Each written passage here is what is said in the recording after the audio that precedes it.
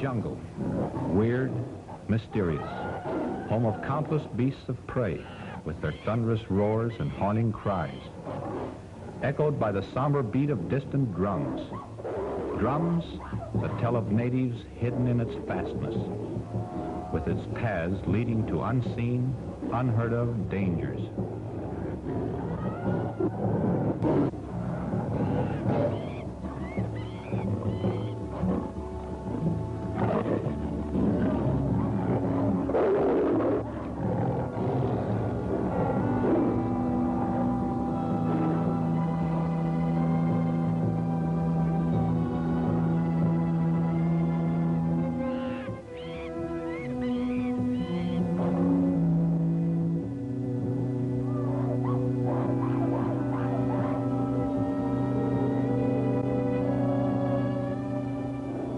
The jungle, through which countless and daring explorers have fought their way, seeking to verify the truth of the strange and fantastic stories that have veiled this land of mystery, some of them never to return.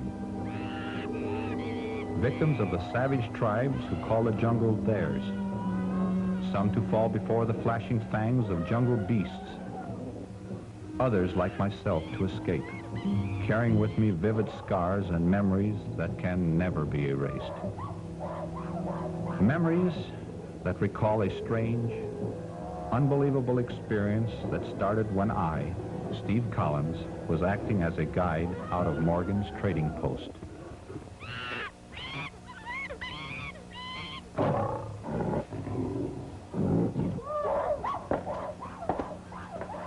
There you are, Stacy.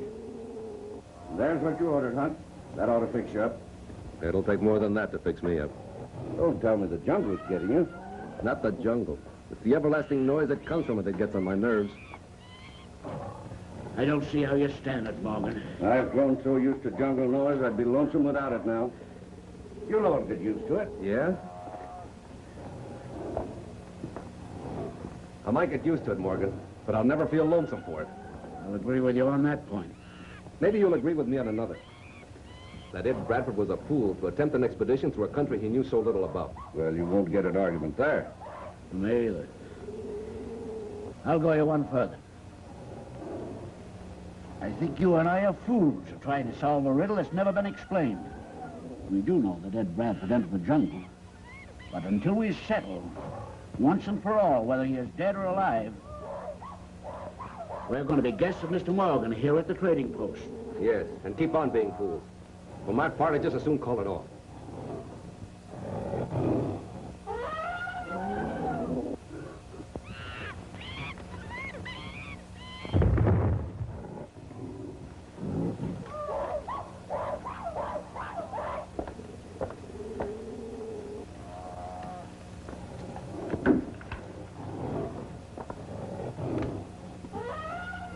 Stacy, Hunt, give me a hand quick.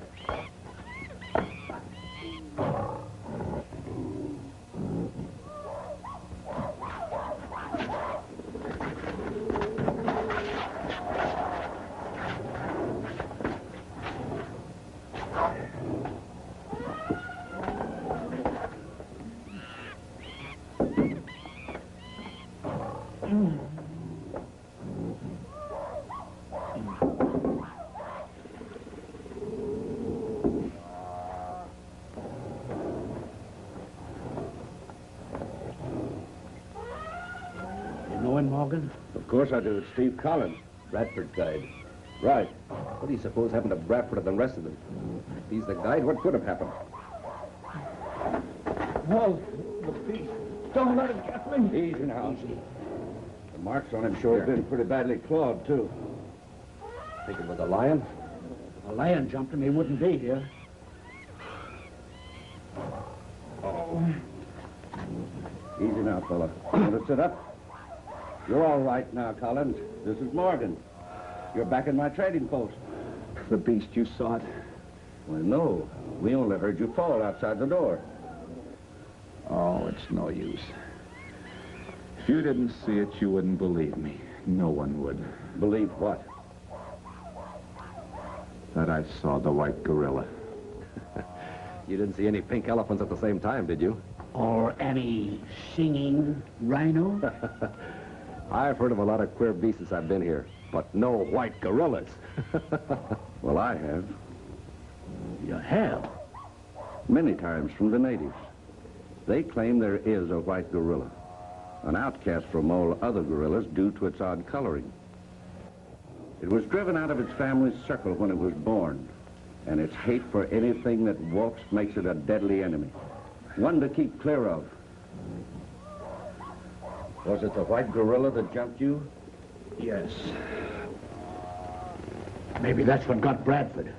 You were Bradford's guide. Is that what happened to him? No. Well, what did? You knew the country you were going into. Why didn't he return with you? Because he wouldn't listen to me. From the time we left here, he set the course, picked the trails. We went on for days, making camp at night, always near a stream. Even after a long day's trek, he would insist on exploring away from camp. I knew we were in bad country where the natives hated the white man. I warned Bradford time after time to stay close to camp. But he would just laugh. Start out with one of his party. Then when he failed to return, I started out looking for him. And when I found him,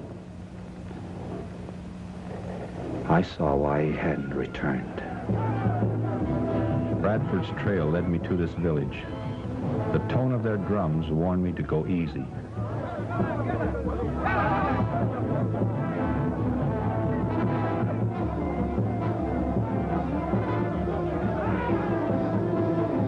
Hidden nearby, I discovered Bradford and Allison were prisoners of one of the most savage tribes in the jungle.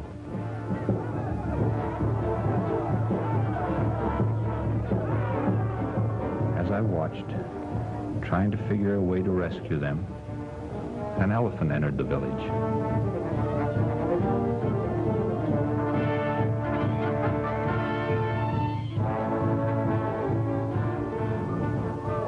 I could hardly believe my eyes when I saw a small white boy drop from the elephant's trunk. This mere slip of a child here in the jungle among the wild beasts and savage tribes. It was uncanny.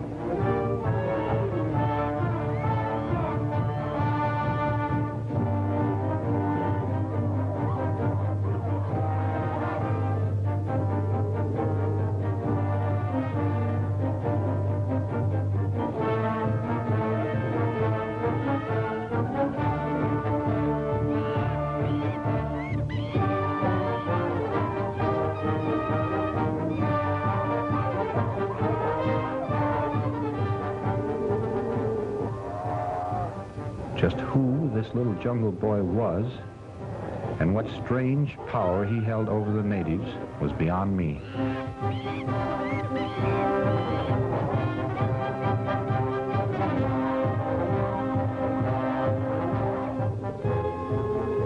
Bradford and Allison lost no time in getting away.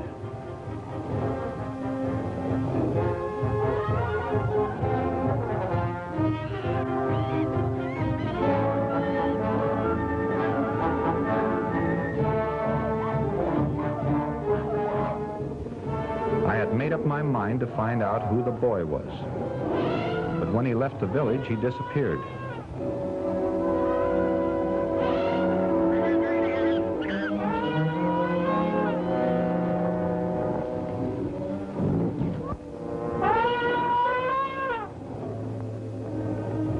Losing track of Bradford and Allison, I climbed a tree, hoping to locate them.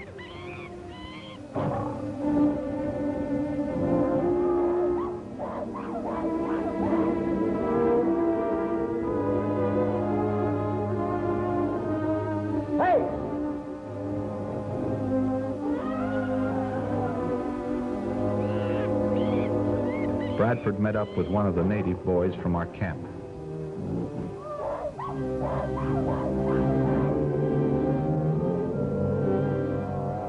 He was trying to get his bearings from the tree. Suddenly, he became excited. Then I noticed why. The Jungle Boy, clinging to his elephant's trunk, had entered the clearing.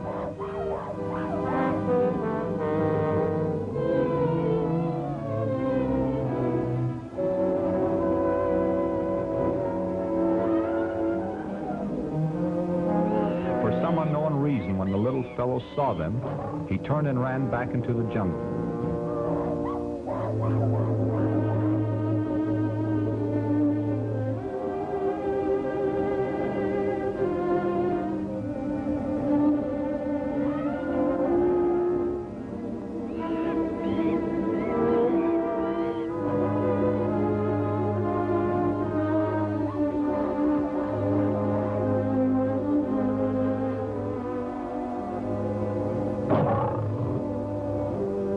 Then the jungle menace confronted Bradford. Trapped by the lions and without firearms, he took the only means of escape.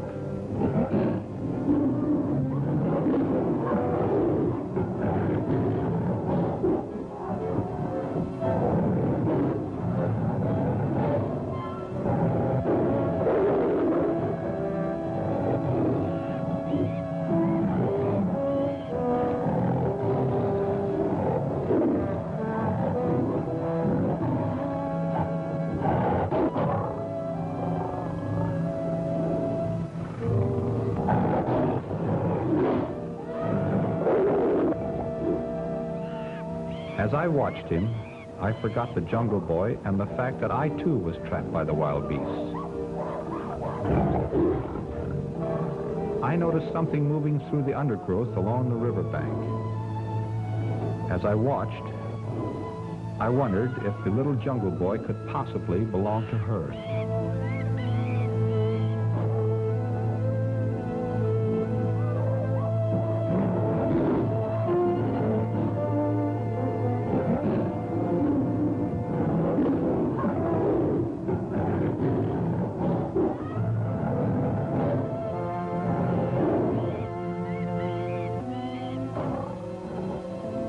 The hippo had seen the girl on the raft.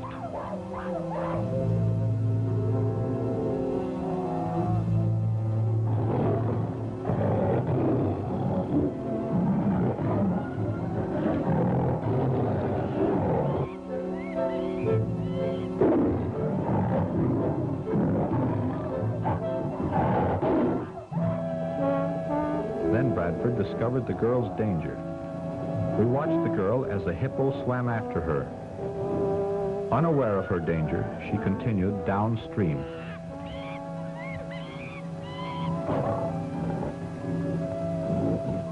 Look out! Look out!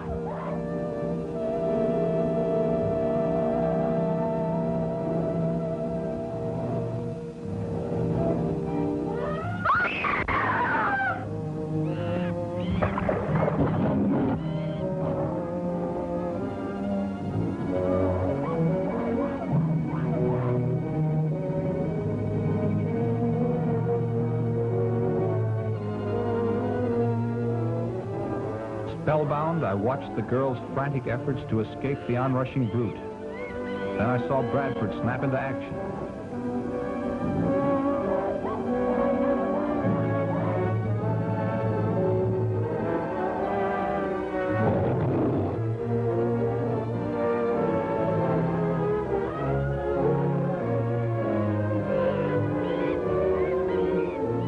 As he climbed out on the tree limb, I held my breath, wondering if it would hold its weight or crash with him into the stream.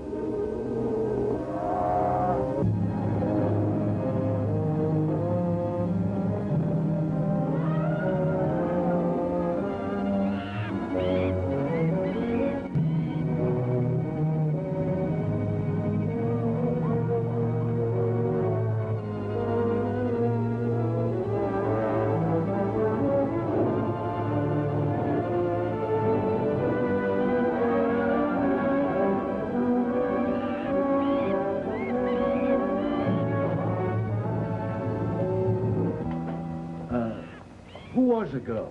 Where did she come from?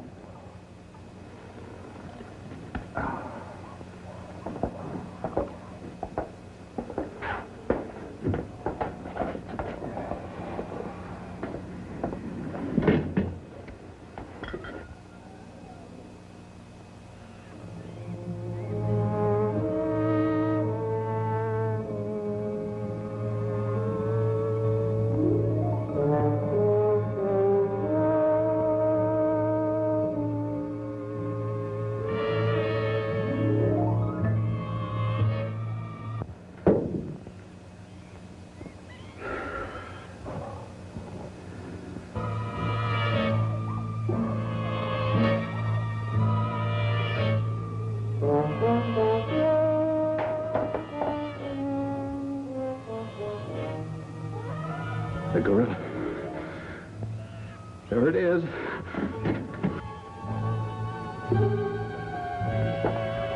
Nothing there now, Colin. It was. I saw it through the window. It followed me here.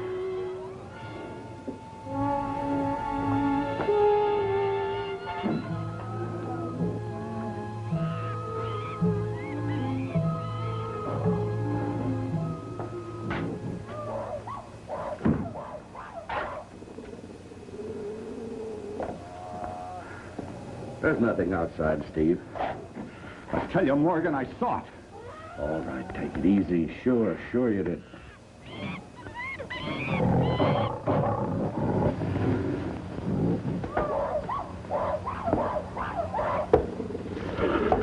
Colin. You were about to tell us about the girl you saw on the raft. What became of her in Bradford? Yeah.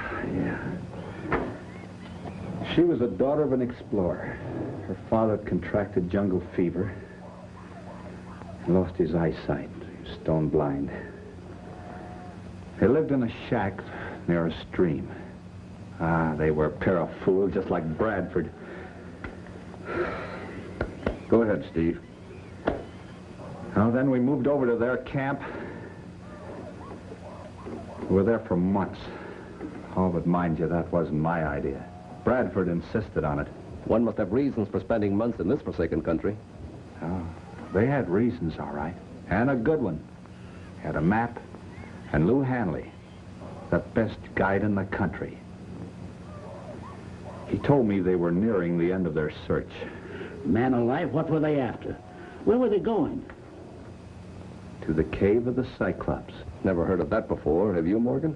Why, yes. It's been a legend around here for years. It's supposed to be a cave filled with untold treasures and guarded by the Cyclops. You all know what a Cyclops is supposed to be. Oh, why, yes. Sort of an idol with one eye. That's right, an idol. And the rest of the legend is that anyone who enters the cave never leaves it, alive. Hanley, the old man's guide, was to share in the Cyclops' treasure. That is, if they found it. But after Bradford rescued the girl, he figured that the old man, to show his appreciation, might give him the map. So Hanley decided to get it before that could happen.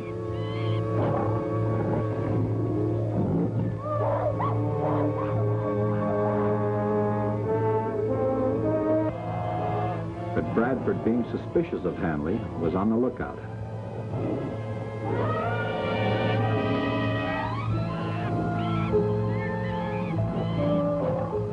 I had been out scouting for Allison, who had gone to our camp for some ammunition. Returning to the old man's shack, I decided to have a look before barging in. It was lucky I did.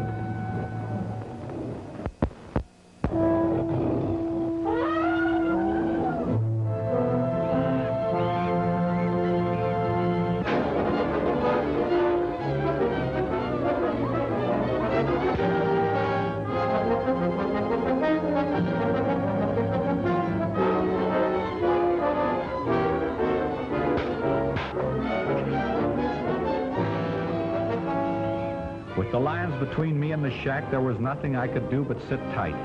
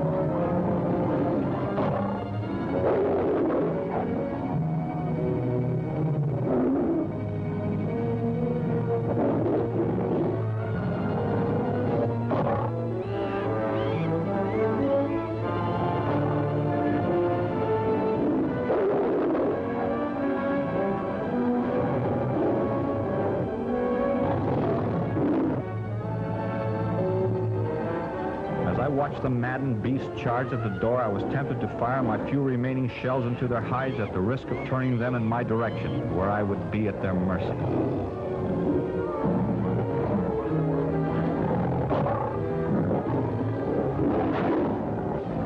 Then it happened. The door gave way and the lions crashed in.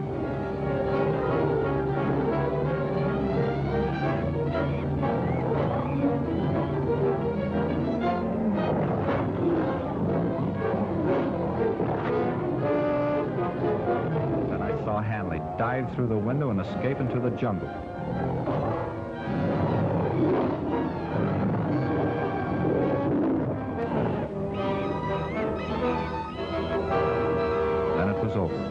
Bradford had driven the beasts off. The excitement was too much for the old man, and he died soon afterwards. Hanley the guide disappeared. Bradford took the girl and started back for his own camp. And they left you? No. I followed them some distance behind, with Carter, one of the men from the old man's camp, on the lookout for Hanley. No one trusted him, and we didn't want to take any chances. What has all this to do with the white gorilla? Well, I was coming to that.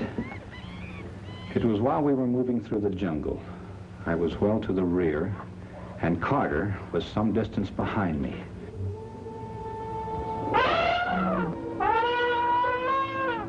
Bradford and the girl headed straight for our camp.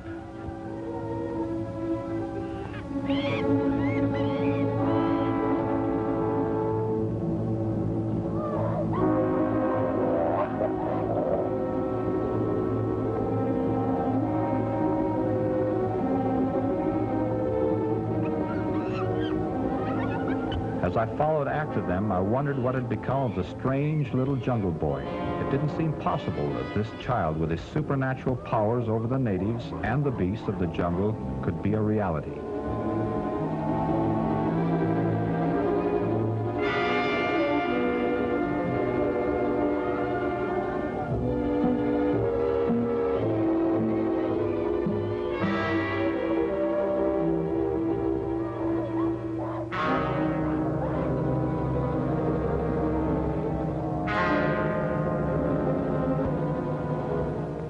As I picked my way along the trail, I could hear the sound of the waterfall in the ravine off to my left, where the beasts of the jungle went to quench their thirst, little knowing that at that very moment the jungle boy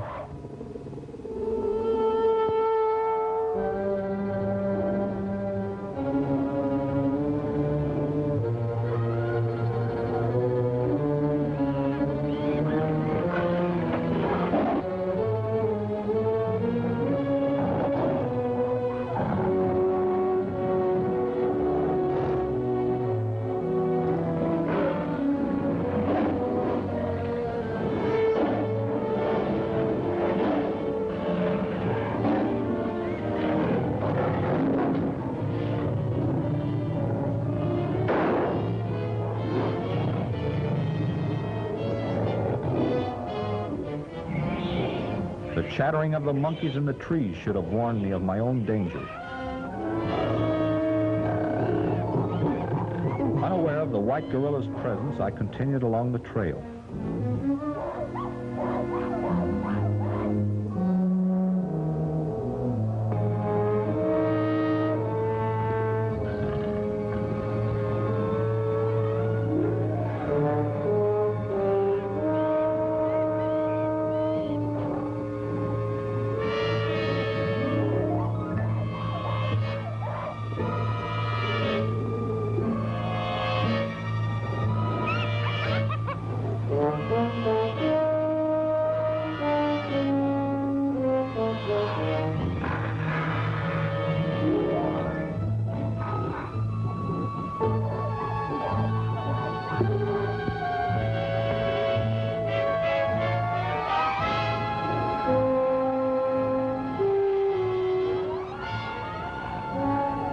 The outcast, sworn enemy of man, had picked his victim, Carter.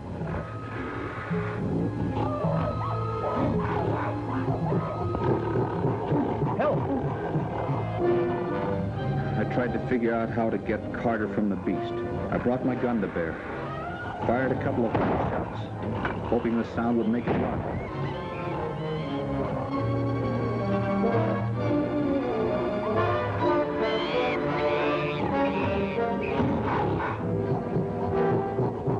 I tried to use the rifle as a club, but the beast with its big hands struck me down.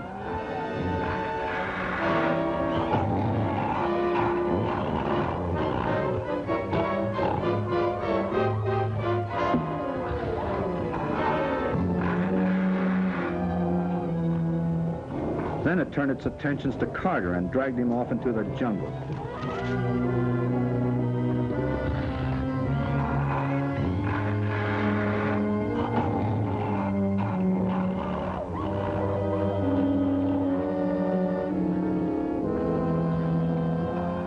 I was stunned and hurt.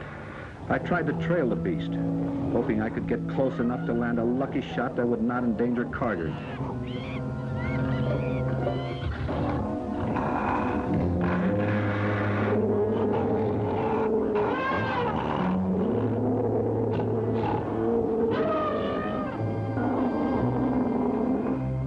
The white gorilla startled the elephant herd, stampeded them.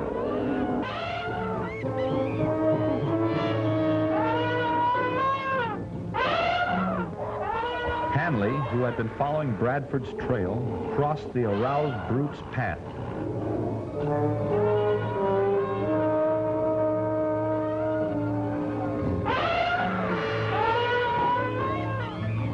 The tiny beady eyes of the lumbering beast centered on the fleeing figure of Hanley. Believing him to be the cause of the disturbance, they took after him. By a twist of fate, he took refuge in the same hut where Bradford and the girl were waiting for Carter and myself.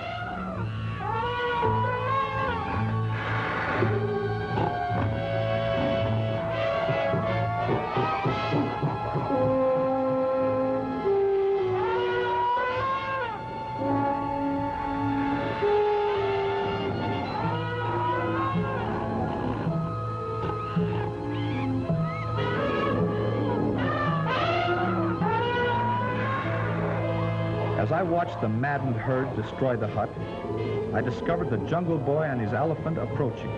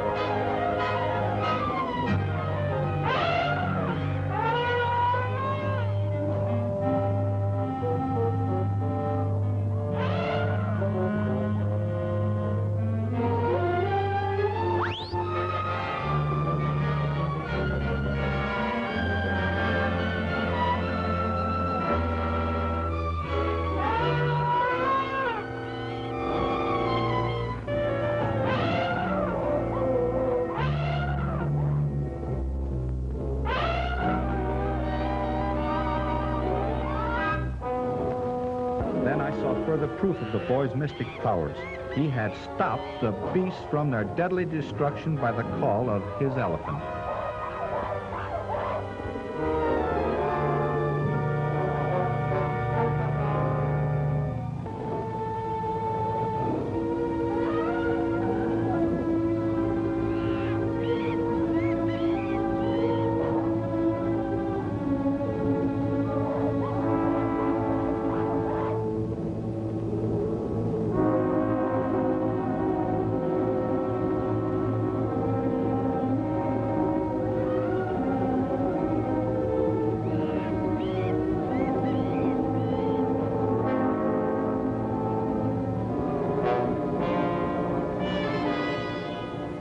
Fascinated by what I saw, I found myself glued to the spot.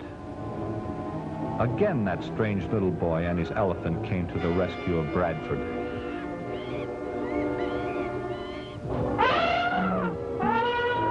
Seeing they were safe, my only thought was to get Carter and do something to help him.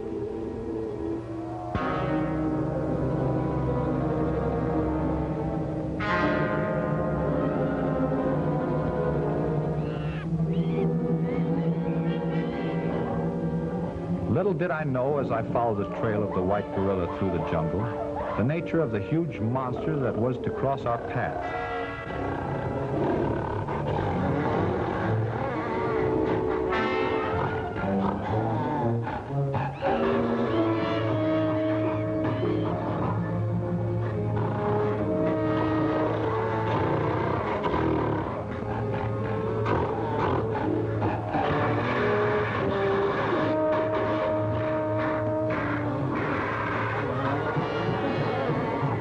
As the outcast and the black gorilla met, the jungle vibrated with their wild battle cry.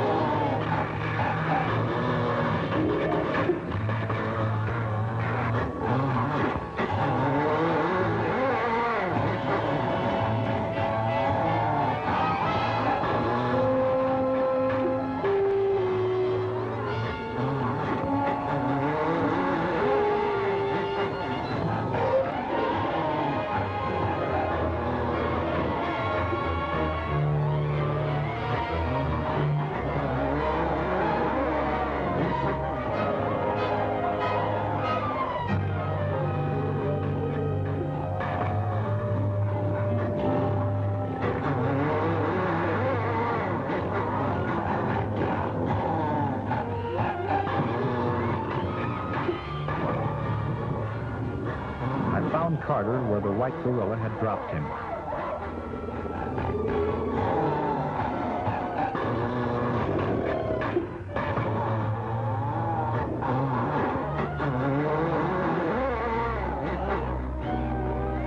While the mad beasts fought to destroy each other, I carried Carter to safety.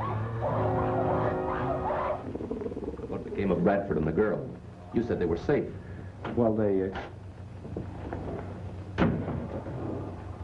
Well, I've never seen such solemn faces. What's happened? Oh, this is Mr. Collins, dear. Bradford's guide. He was attacked by a white gorilla. A white gorilla? Yes. Oh, Mr. Collins, my daughter, Ruth. I'm very glad to meet you, but I can't say that I'm glad to see you here in the jungle. You know, this is no place for a lady. Oh, she's perfectly safe here. Go ahead and tell us what happened to Bradford and the girl. Yes, sit down, Ruth. It's all right, go ahead. Well, I brought Carter to a friendly native village where I learned that the Jungle Boy, with the aid of a friendly, roving band of Arabs, had taken Bradford and the girl.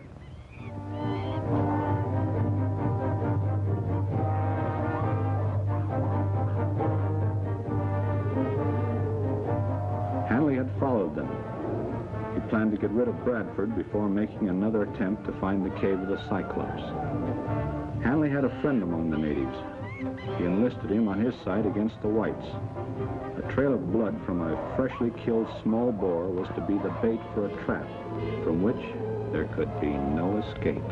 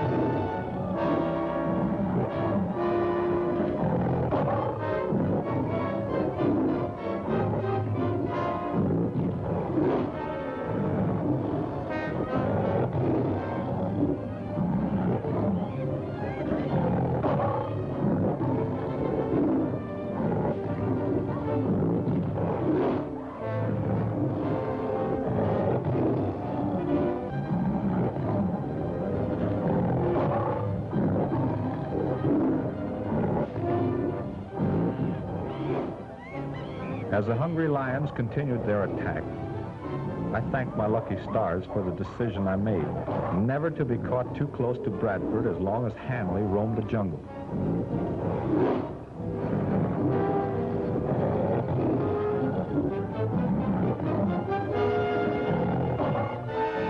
The one thing Hanley overlooked when he conceived his plan to kill Bradford and the girl was the little jungle boy.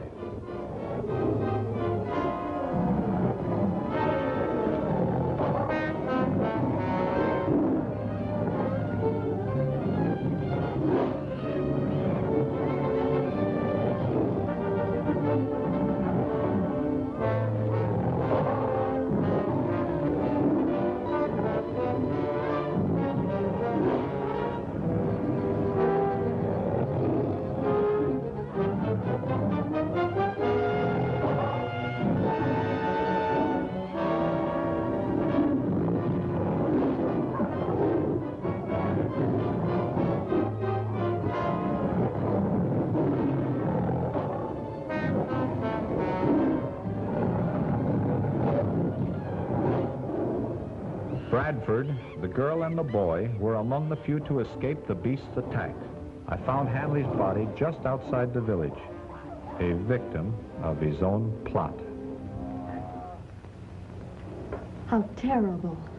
Yes, but how lucky they had the jungle boy on their side. Strange. A boy like that wandering around loose? I heard of him before. To the natives, he's taboo. That's right. I found out later why when I trailed the girl and Bradford to his camp. I discovered that the cave of the Cyclops was only a few miles from our camp. The woman was the mother of the little jungle boy.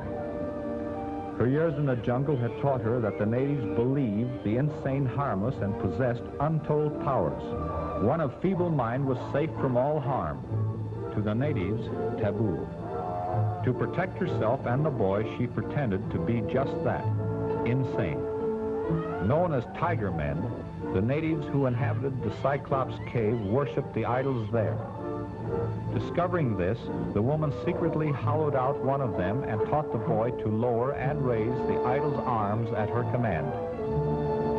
This display of her supposedly supernatural powers gave the woman control over the natives, so far as her own and the boy's safety was concerned. When the tiger men informed her that white people were in camp close by, she ordered them brought to the cave, secretly hoping through them to effect the escape of herself and the boy from the jungle.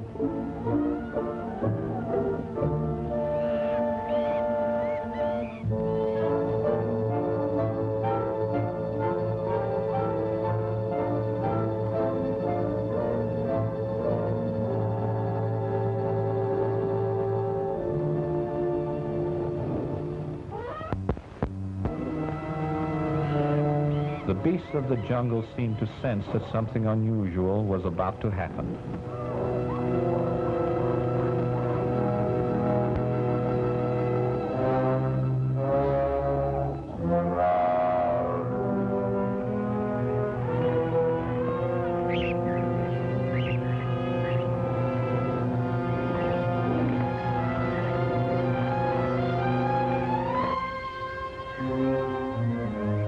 Tiger men surrounded Bradford's camp and proceeded to carry out the woman's orders.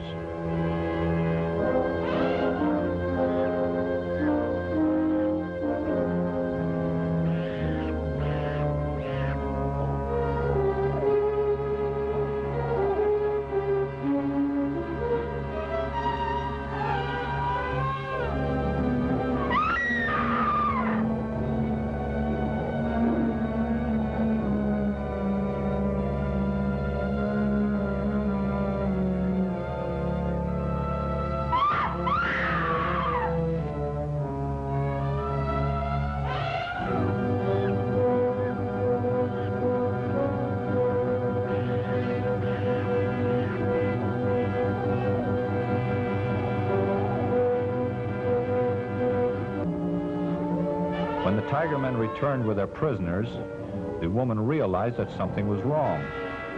She had ordered them brought in to her, but not this way.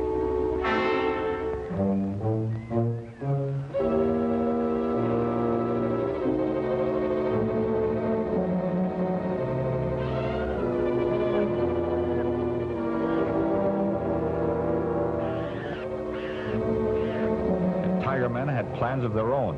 Plans to sacrifice the whites to starved, imprisoned, maddened killers.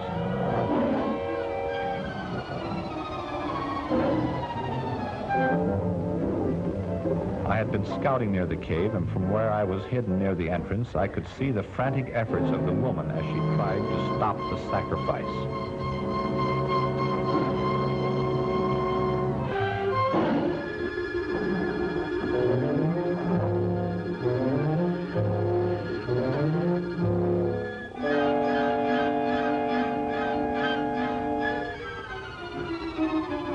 The little jungle boy entering the cave saw what was about to take place. As fast as his little legs could carry him, he ran to his place in the idol.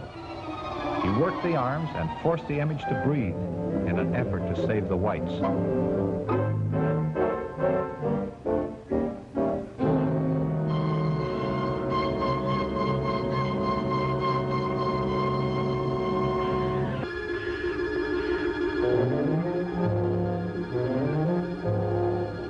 Alone, single-handed, I knew I could do nothing. I managed to get away without being seen, praying and hoping to find help, that they would still be alive.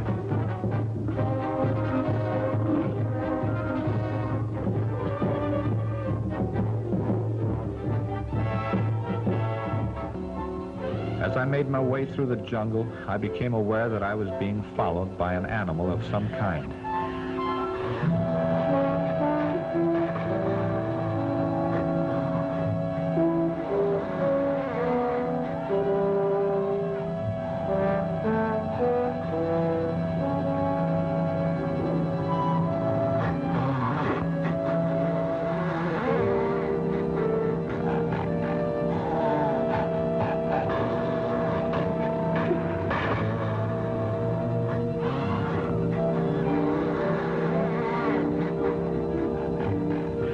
I saw the beast. It was the white gorilla, the outcast, a scourge of the jungle. He seemed to know my gun had jammed.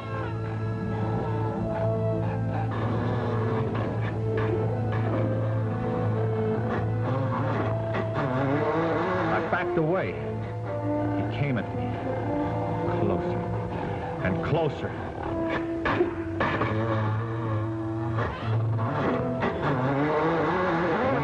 Me, I thought it was the end.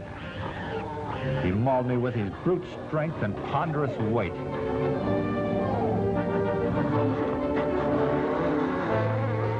Suddenly, something caused him to stop. It was the black monster, his eyes burning with hate for the white outcast.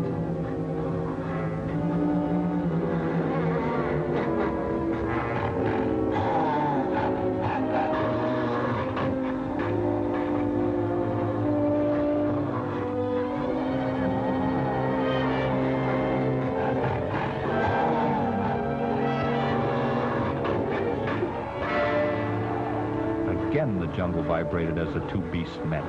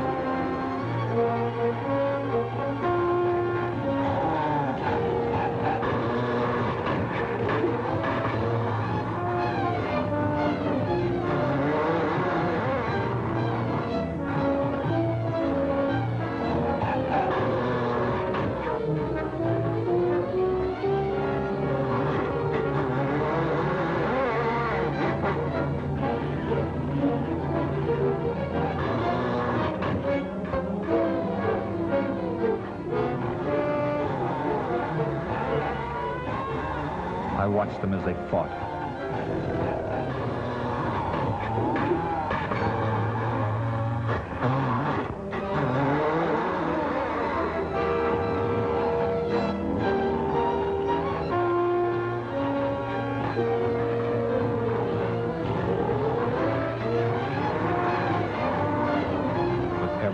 and my body aching, I limped away.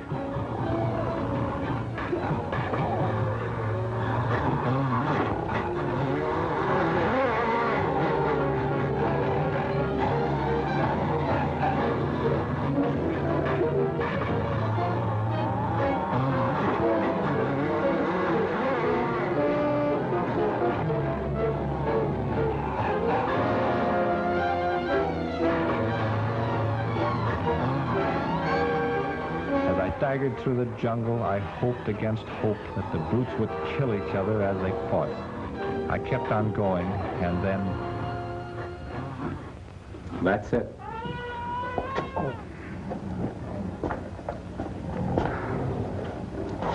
Well, you all know the rest. It's a wonder you're still alive. You know, it still may not be too late to help those people in the cave. Do you think it possible, Collins? Well, there is a chance if we start now, we should be able to make it by daylight. You're not going. Ruth, stay here and look after him. And remember, under no condition leave the post. I won't, Dad, but how are you going to find the place? Steve, what's the shortest route to the cave? Well, when you leave the post, you go due north to the river. And you follow the old elephant trail to the left. Well, just keep on going. You won't miss it. But what? Look out for the white gorilla. Remember, don't leave the post. I understand, Dad.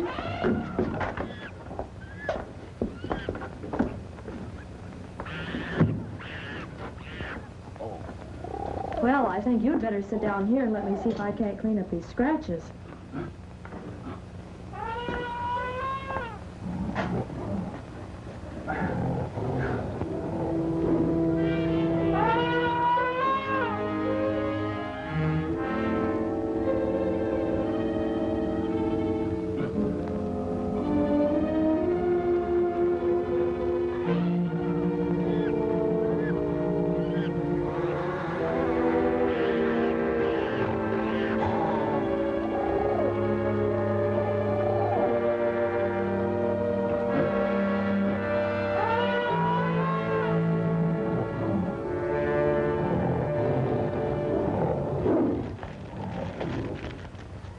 Well, your shoulder certainly looks a lot better this morning, Mr. Collins. Well, thanks to you, I feel a little better, all except my leg. We'll take care of that right now. Let's see. Missy!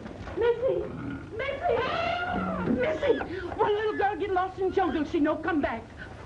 You stay here, Mr. Collins. You're in no condition to leave. I'll go. But your father told you not to leave the post. I won't go far. I'll just go to the edge of the post ground. But, Miss Stacy...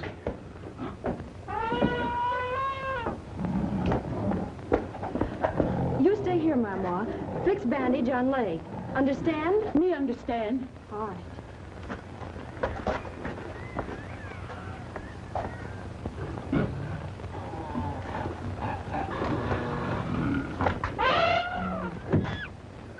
All right, Mama.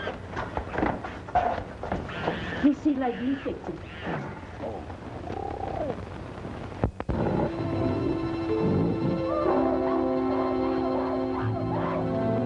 Somehow I knew I was wrong when I allowed the girl to leave the post. The restlessness that prevailed through the jungle should have been a warning to her that danger was near.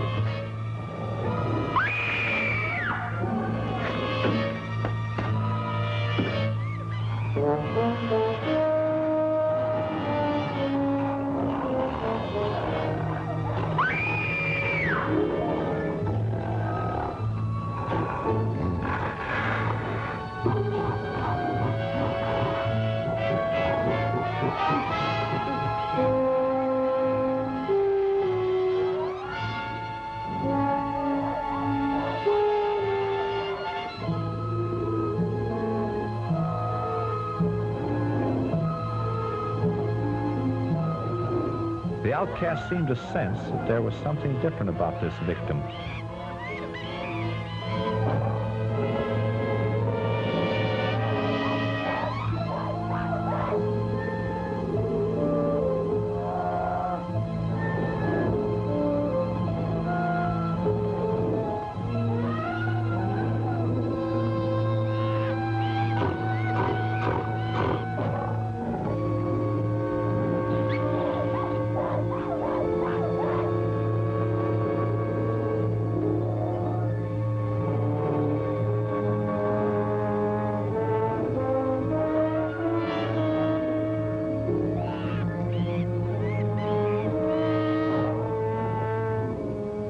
The stillness of the unconscious girl puzzled him.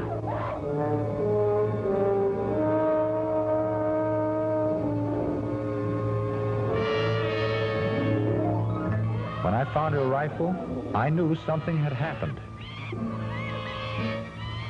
As the beast heard me, he turned and faced me with all his pent-up anger. I knew this time it was my life or his.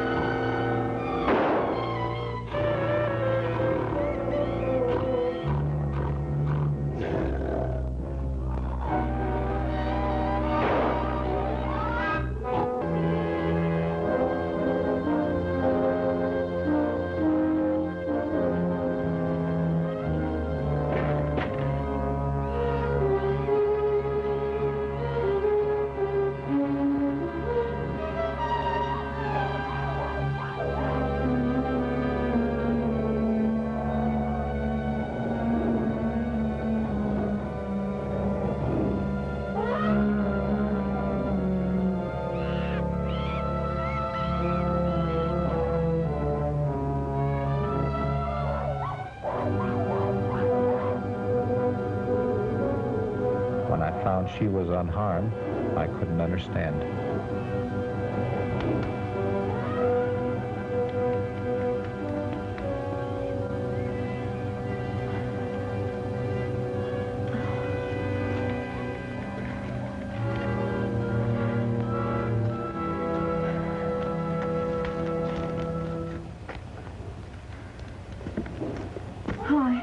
I don't know how to thank you, Mr. Collins. Well, it's the other way around. I'm grateful to you. I killed the white gorilla. Oh, but what happened to the child that I didn't find? Well, we had barely left the compound when it wandered back. Oh, that's good. Oh, but don't tell Father. Don't tell him what? Well, you'll find out anyway from the natives, so I might just as well tell you. Yeah. Yeah.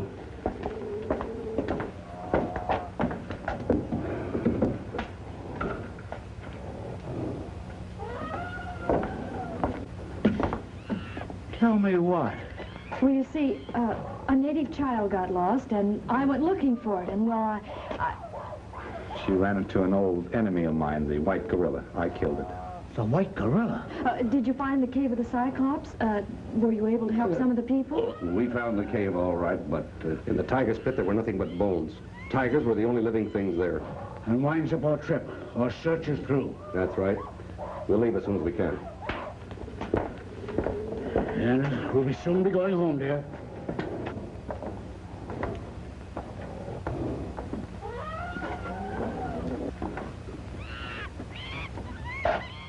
Well, Steve, that leaves just the two of us.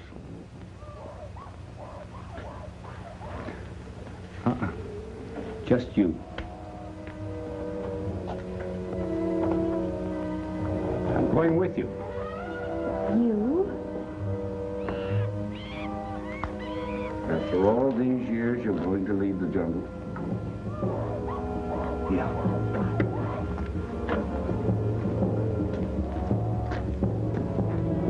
After all, we have no right to the jungle. It belongs to the natives. Birds, animals, and have been here since time began. In a way, they have a right to protest our intrusion. It was theirs before we came, and it should be theirs now. You know, I feel kind of sorry I had to kill that white gorilla. face seemed almost human. Pathetic. Standing there, wondering what had happened to him.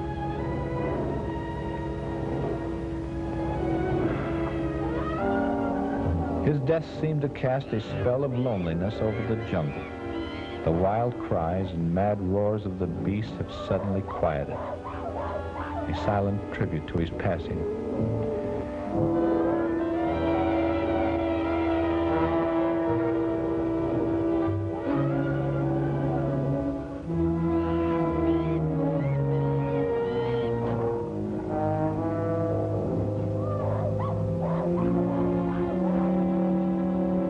And the black gorilla, the monster with his huge chest filled with hate,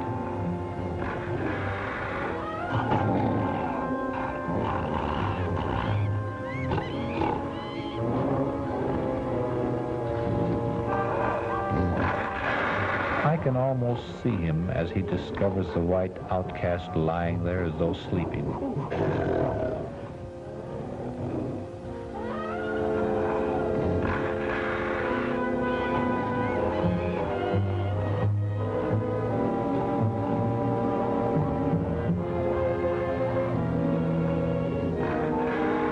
His efforts to make him do battle, and then the change. His bewilderment as he looks at the motionless figure. A sort of human emotion that comes over him. Then the slow realization. The outcast is dead. Then the animal instinct returns. The instinct to cover up and hide the remains of a fallen one from the scavengers of the jungle.